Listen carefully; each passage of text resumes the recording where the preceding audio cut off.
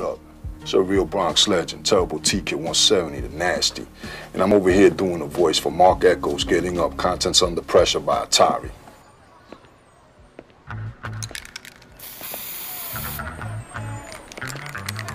Damn, T-Kid, this is all you?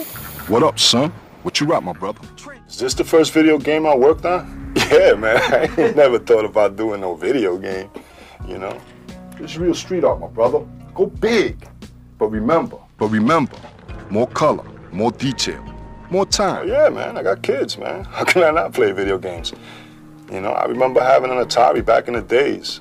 How did I get started in graffiti? It's funny because back in the days, in 1972, 73, I used to hang on this park in Bronx, down there by Watson Avenue. And I used to do tricks on the swings. And I became the king of the swings, and I started writing King 13 in the park, because at that time, 13 was like the number.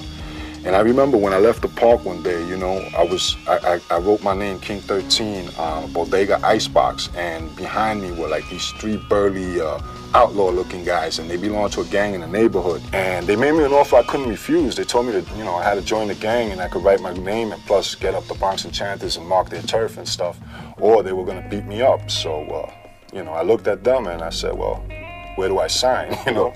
Always alone ain't gonna cut it. You gotta evolve. You gotta do characters, bust out a mural or two, you know, show off your skill. You know, graffiti is everything to me because growing up in the neighborhood that I grew up, there weren't many outlets or activities that I could have done at that time.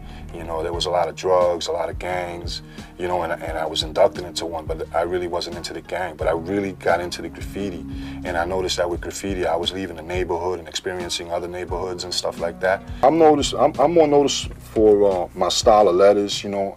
I got up on the insides, you know, and I bombed the insides for a few, but my thing was the outsides, you know, doing window down burners, whole cars, stuff like that. That was my trade, you know.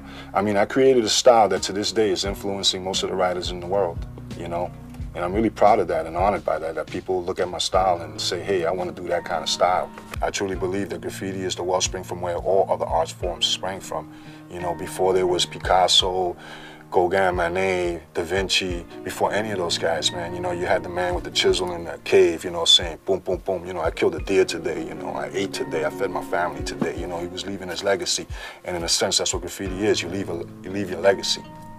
I'm Terrible T-Kid 170, the nasty.